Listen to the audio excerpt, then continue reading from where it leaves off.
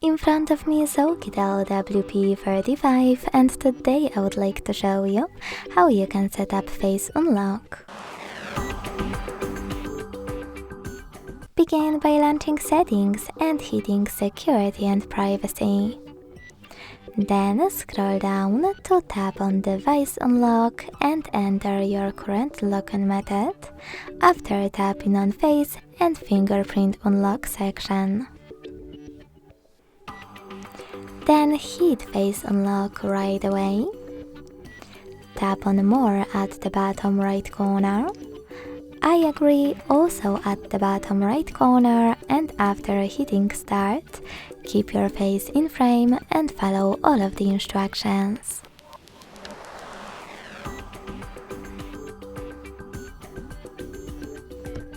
Then select done. So now when I switch off my screen and turn it back on,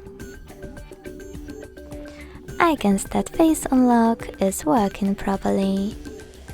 Thanks so much for watching. If you enjoyed this video, don't forget to leave a like, comment and subscribe. Bye!